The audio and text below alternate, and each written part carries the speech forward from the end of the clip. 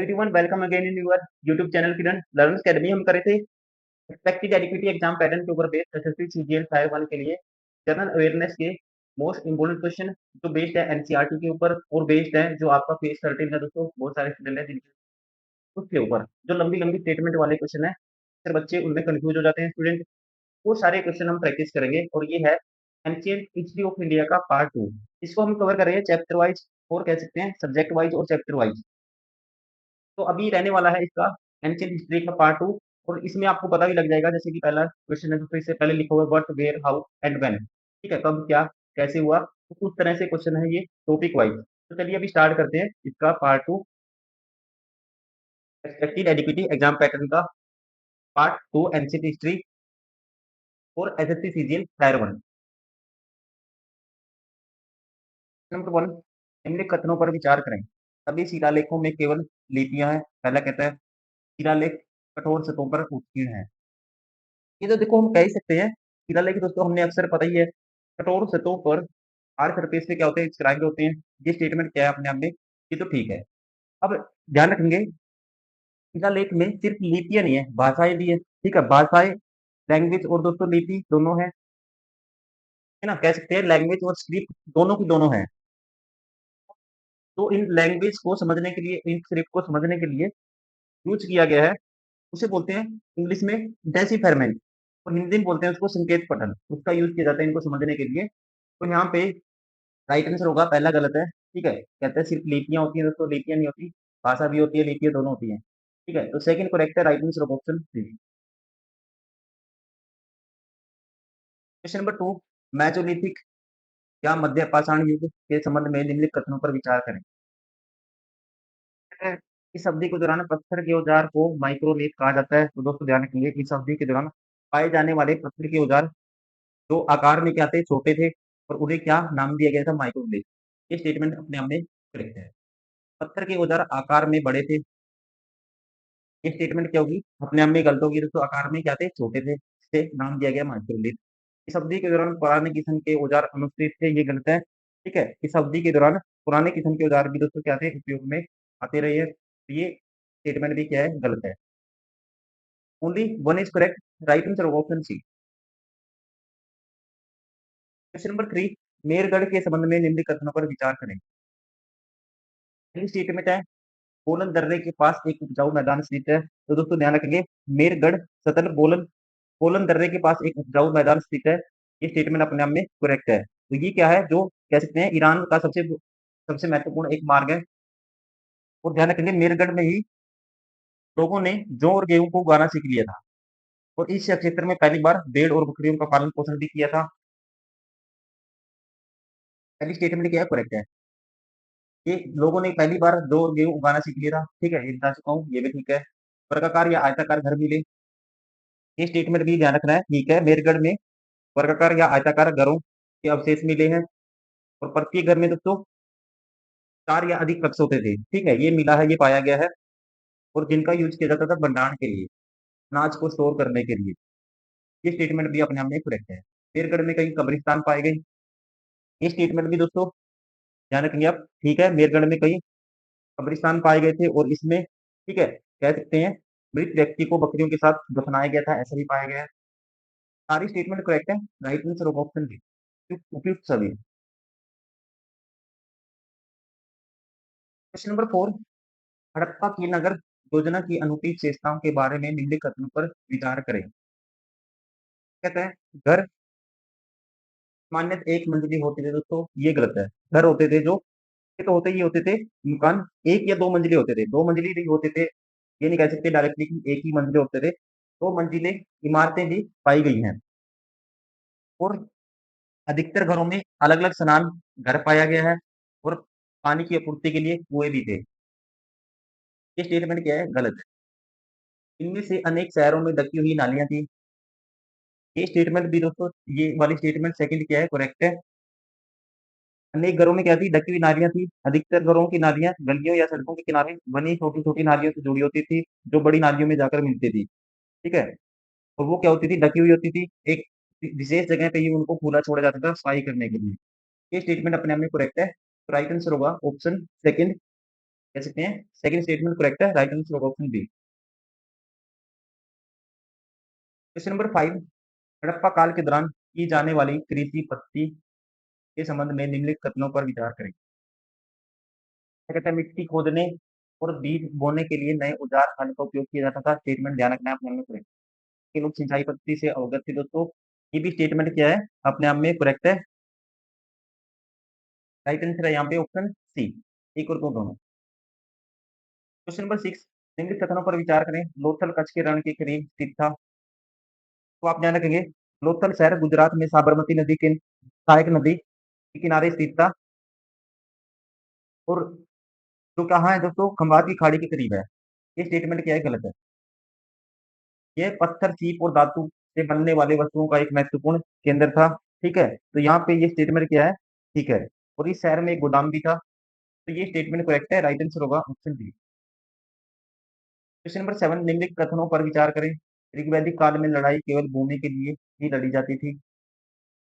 तो ध्यान रखेंगे, ऋग्वैदिक काल में जो लड़ाइयाँ ज्यादातर लड़ी जाती थी वो लड़ी जाती थी मवेशियों के लिए, उसके बाद भूमि के लिए। तो यहाँ पे नहीं कह सकते कि लड़ाई केवल भूमि के लिए लड़ी जाती थी, ये गलत है। इंपॉर्टेंट किसके लिए लड़ी जाती थी, मवेशियों के लिए, ये कह सकते हैं गलत है। ठीक है ना, लड़ाई ज्यादातर होती थी गाय के लिए, या कह सकते हैं पशुओं के लिए, मवेशियों के लिए।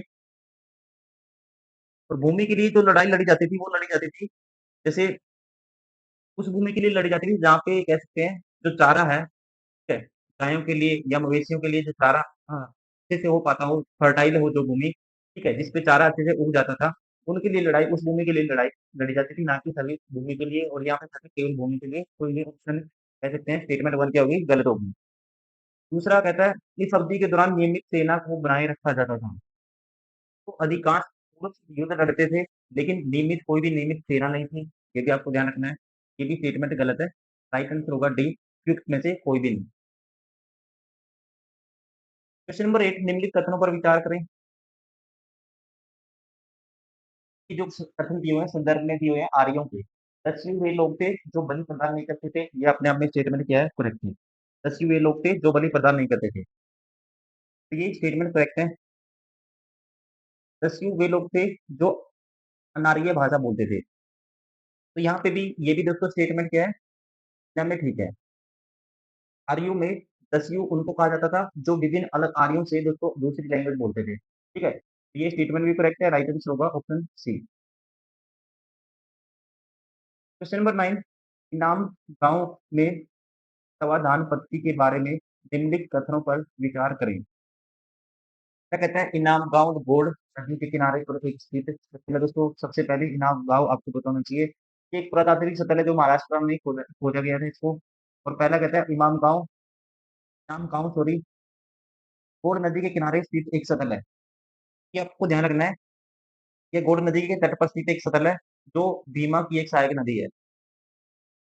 ये स्टेटमेंट क्या है, करेक्ट है। यहाँ घर के भीतर से ही सब मिले हैं, ये स्टेटमेंट भी क्या है, करेक्ट है। यहाँ घर के भीतर दोस्तों शव मिले हैं और माना जाता है कि मृतकों के शव के साथ रखे गए पात्र में भोजन और पानी होता था। ठीक है, तो यहाँ पे दोनों स्टेटमेंट करेक्ट है, राइट आंसर होगा C, option is correct. Question number 10, बाद के वैदिक काल की सामाजिक स्थिति के बारे में निम्नलिखित कथनों पर विचार करें। ये स्टेटमेंट पहले वाली महिलाओं और शूद्रों दोनों को वेदों का अध्ययन करने की अनुमति नहीं थी, ये स्टेटमेंट करेक्ट है। उन्हें अवस्था जन्म के आधार पर तय की जाती थी, ये भी स्टेटमेंट क्या है, करेक्ट है, right answer option C. Question number 11, Mahajanapada काल में कृषि प्रणाली में परिवर्तन देखा गया, निम्नलिखित कथनों पर विचार करें। ये दोस्तों ध्यान रखना है, महाजनपद काल में पहली जो स्टेटमेंट, लकड़ी के हल की धार की जगह लोहे की धार का धार में ले ली थी, इसकी जगह से कृषि करना आसान हो गया था।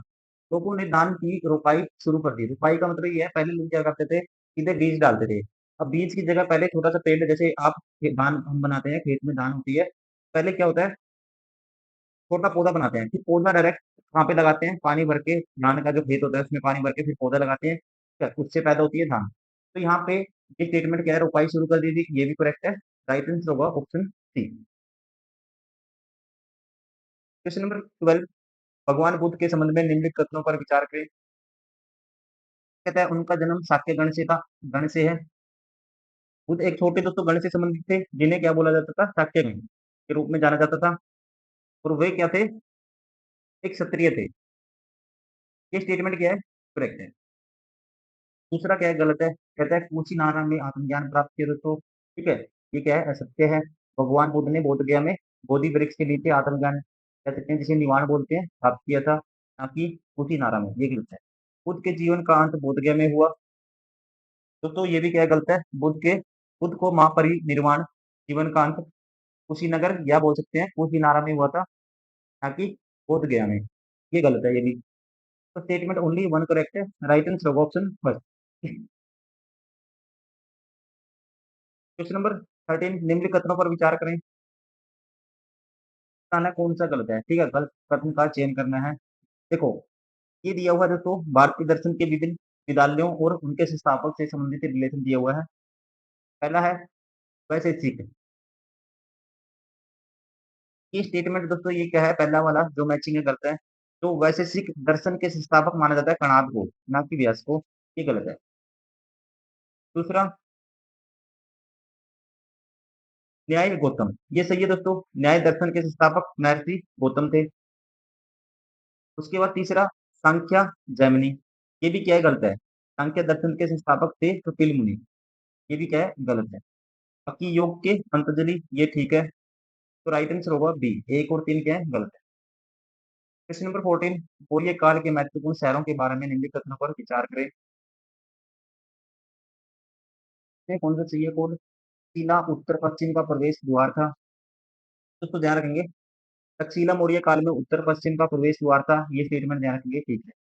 उज्जैन उत्तर से दक्षिण भारत के मार्ग पर स्थित था। ये भी स्टेटमेंट दोस्तों ध्यान रखेंगे, क्या है? उज्जैन उत्तर से दक्षिण भारत के मार्ग पर स्थित था। ये भी स्टेटमेंट करेक्ट है, क्योंकि उज्जैन प्राचीन अवंती, क्या बोलते थे? अवंती बोलते थे पुराने टाइम में। एक महत्वपूर्ण व्यापारिक केंद्र था ये, और उत्तर भारत से दक्षिण भारत तक जाने का मुख्य व्यापारिक रास्ता था, मार्ग था। तो ये भी स्टेटमेंट क्या है? करेक्ट है। राइट आंसर होगा यहाँ पे ऑप्शन एक और दो दोनों। क्वेश्चन नंबर 15, मेगा सतनेट के संबंध में निम्न कथनों पर विचार करें। स्टेटमेंट क्या है? यह यूनानी शासक सेलिकस निकेटर द्वारा ठीक है अपने आप में। मेगास्थनीज के अनुसार मौर्य राजा सामान्य रूप से सशस्त्र महिला से घिरा होता था। ये भी ठीक है। मेगास्थनीज के अनुसार राजा का महल लकड़ी से बना था और पत्थर की नक्काशी से सजाया गया था। ये भी ठीक। सारी स्टेटमेंट करेक्ट है। Right answer option D. Question number 16, निम्नलिखित कथनों पर विचार करें। कहते हैं भूमि क्षेत्र में बड़े जमींदारों को कडिशियर के रूप में जाना जाता था। ये स्टेटमेंट ध्यान रखिए, अपने आप में गलत है, ठीक है? बड़े भूमि स्वामियों वालों को दोस्तों क्या कहते थे? जिनके पास ज्यादा भूमि होती थी, उन्हें उन्हें बोला जाता विलालर। ये बोला जाता था विलालर। क्या बोला जाता था? विलालर। और भूमिहीन मजदूरों को, ये गलत है। भूमिहीन वालों को विलार में, जिनके पास ज्यादा भूमि होती थी उनको बोला जाता था, ठीक है? ये गलत है। और भूमिहीन वालों को बोला जाता था दोस्तों, ये भी ध्यान रखना आपको, भूमिहीन वालों को बोला जाता था किदीसियार। कदीसियार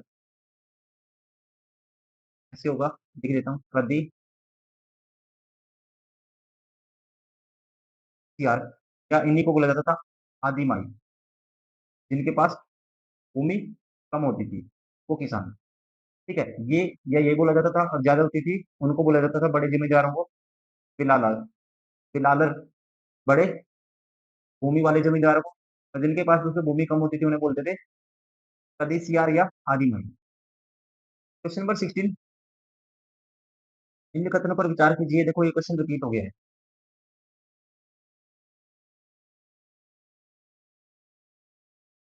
नंबर 17, वल्लेदार कुआं प्राचीन भारत की महत्वपूर्ण विशेषताओं में से एक थी। निम्नलिखित कथनों पर विचार करें। कौन सा सही है ये आपको बताना है। ये वल्लेदार कुएं शौचालय अप्सरा या नाली जैसा दिखाई देता था। ये चीज यहाँ पे रखते हैं, ठीक है? ये दिखाई देता था कैसा? शौचालय या नालियों जैसा, या कूड़े के ढेर के रूप में इसका यूज किया जाता था। का प्रकार इस प्रकार का वल्लेदार कुआं सामान्य रूप से राजा के घर में पाया जाता है। ये गलत है। Only statement one is correct. Right answer option है।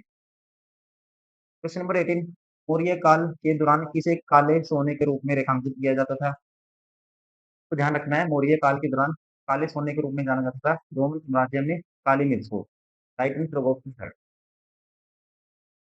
क्वेश्चन नंबर 19, चीनी यात्री ह्वेनसांग के बारे में निम्नलिखित कथनों पर विचार करें।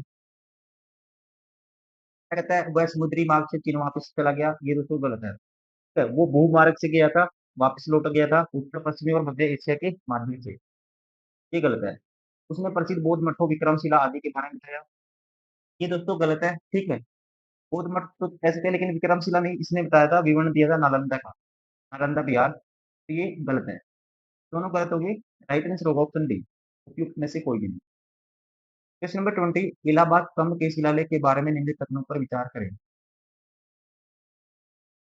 ये दोस्तों जो पहली स्टेटमेंट है, यह स्तंभ शिलालेख गुप्त शासक समुद्रगुप्त के बारे में बताता है। तो आप ध्यान रखेंगे, इलाहाबाद स्तंभ या प्रयाग स्तंभ में तो स्तंभ पर एक लंबे शिलालेख से हमें समुद्रगुप्त के बारे में जानकारी मिलती है। ये स्टेटमेंट करेक्ट है। यह शिलालेख काव्य शैली से रचित है। ध्यान रखेंगे, इसकी रचना हरिसेन द्वारा काव्य के रूप में की गई थी, जो समुद्रगुप्त का दरबारी कवि और मंत्री था। ये स्टेटमेंट भी क्या है, करेक्ट है। यह शिलालेख संस्कृत भाषा में हरिसेन द्वारा रचा गया था। ध्यान रखेंगे आप, यह शिलालेख विशेष रूप से प्रशस्ति के रूप में जाना जाता है। प्रशस्ति का मतलब होता है, एक संस्कृत शब्द है जिसका अर्थ है प्रशंसा। ठीक है, मतलब की प्रशंसा में लिखी गई बातें। ये स्टेटमेंट भी क्या है, अपने आप में करेक्ट है। राइट आंसर होगा यहाँ पे ऑप्शन डी, उपयुक्त सभी। 21, एहोल महत्वपूर्ण व्यापारिक केंद्र था, निम्नलिखित कथनों पर विचार करें। कहता है एहोल पल्लवों की राजधानी थी दोस्तों, ध्यान रखेंगे, चालुक्यों की राजधानी थी एहोल, और ये क्या था, एक महत्वपूर्ण व्यापारिक केंद्र था। की राजधानी थी चालुक्यों की, ना कि पल्लवों की, ये गलत हो गया। एहोल शिलालेख रवि कीर्ति द्वारा रचा गया था। ये स्टेटमेंट आपको याद रखनी है। ठीक है, ये रवि कीर्ति के द्वारा रचा गया था। रवि कीर्ति कौन था, तो चालुक्य शासक पुलकेशिन द्वितीय का दरबारी कवि, इनके द्वारा इसको रचा गया था। राइट आंसर होगा ऑप्शन यहाँ पे केवल B, option second, sorry only two, option B. Question number 22, Gupta काल के दौरान प्रशासनिक विकास के संबंध में निम्नलिखित घटनाओं पर विचार करें। क्या कहते हैं, कुछ प्रशासनिक पद वंशानुगत थे, मतलब कि जैसे बाप की डेथ के बाद बेटे के पास कोई पद आ जाना, उसको बोलते हैं वंशानुगत। तो यहाँ पे ये स्टेटमेंट अपने आप में दोस्तों गुप्त काल के दौरान ठीक है ये, ठीक है, प्रशासनिक विकास के संबंध में अपने आप में स्टेटमेंट क्या है, ठीक है। कुछ पद दोस्तों क्या हुए थे, महत्वपूर्ण प्रशासनिक पद वंशानुगत हो गए थे। दूसरा, कभी कभी एक व्यक्ति अनेक पदों पर बना हुआ था। ये स्टेटमेंट भी दोस्तों आपको ध्यान रखनी है, कभी कभी एक व्यक्ति के पास कई पद होते थे। उदाहरण के लिए जैसे महादंडनायक होने के अलावा हरिसेन एक कुमार मात्य था, जिसका अर्थ है महत्वपूर्ण मंत्री, और उसके साथ वह संधि विग्रही का भी था, जिसका अर्थ है युद्ध और शांति का मंत्री। तो यहाँ पे ये भी स्टेटमेंट अपने आप में क्या है, करेक्ट है। तो राइट आंसर होगा ऑप्शन सी, एक और दो दोनों करेक्ट है। क्वेश्चन नंबर 23, महरौली स्थित लौह स्तंभ के संबंध में निम्नलिखित कथन पर विचार करें। क्या कहते हैं, इस स्तंभ पर अंकित शिलालेख में शासक का नाम उल्लेख है। तो दोस्तों ध्यान रखेंगे, तो ये जो स्तंभ है महरौली, दिल्ली के महरौली में स्थित है ये, और यहाँ पे इसमें एक स्तंभ पर शिलालेख है जिसमें चंद्र नामक एक शासक का उल्लेख किया गया है, और माना जाता है, ठीक है, ये कहाँ का है, ये गुप्त वंश का था। ये स्टेटमेंट करेक्ट है। इस शासक चंद्र की तुलना मौर्य शासक चंद्रगुप्त मौर्य से की गई थी। तो दोस्तों ऐसा कोई उल्लेख नहीं है, ये गलत है, स्टेटमेंट टू गलत है। राइट आंसर होगा option A, only statement one is correct. Question number 24, पुराणों के संबंध में निम्नलिखित कथनों पर विचार करें। क्या पुराण संस्कृत भाषा में लिखे गए थे, तो यहाँ पे ये स्टेटमेंट ध्यान रखना आपको, पुराण संस्कृत भाषा में लिखे गए थे, ये करेक्ट है। ठीक है, पुराणों का सरल संस्कृत पद में इनको लिखा गया था, और इनको हर कोई सुन सकता था। ठीक है, देखो पढ़ने की अनुमति नहीं थी, जैसे महिलाओं शुद्ध दोस्तों इनमें शामिल है, इनको पढ़ने की अनुमति नहीं थी, लेकिन ये सुन सकते थे। उसके बाद पुराण हर किसी को सुनने के लिए नहीं थे, ये क्या है अपने आप में, ये गलत है। सुन हर कोई सकता था, लेकिन पढ़ हर कोई नहीं सकता था, वो हक नहीं होता था। ठीक है, जैसे कुछ ही कर्म के लोग होते थे, ब्राह्मण, जिनको अधिकार थे, महिलाएँ, शूद्र, ठीक है, वैश्य इनको अधिकार नहीं थे। तो यहाँ पे only statement A is correct, sorry only statement 1 is correct और option A is correct. Question number 25 last question है। आयुर्वेद स्वास्थ्य विज्ञान की एक प्रसिद्ध प्रणाली है। इसका विकास प्राचीन भारत में हुआ था। निम्नलिखित कथनों पर विचार करें। पहला कहते हैं पहले स्टेटमेंट कहते हैं कि चरक और सुश्रुत आयुर्वेद के प्रसिद्ध चिकित्सक थे। मोस्ट फेमस दोस्तों क्वेश्चन ये पूछा भी जाता है कई बारी, चरक और सुश्रुत क्या है? आयुर्वेद के प्रसिद्ध चिकित्सक थे। ये आपको ध्यान रखना है।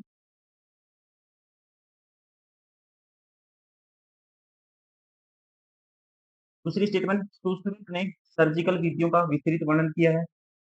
तो दोस्तों ये भी ध्यान रखेंगे सुश्रुत ने अपनी रचना सुश्रुत संहिता में सर्जिकल प्रक्रियाओं के विषय में महत्वपूर्ण जानकारी या विस्तृत जानकारी दी है। ये स्टेटमेंट भी अपने आप में करेक्ट है। राइट आंसर होगा यहाँ पे ऑप्शन सी। 1 और 2 दोनों स्टेटमेंट क्या है? करेक्ट।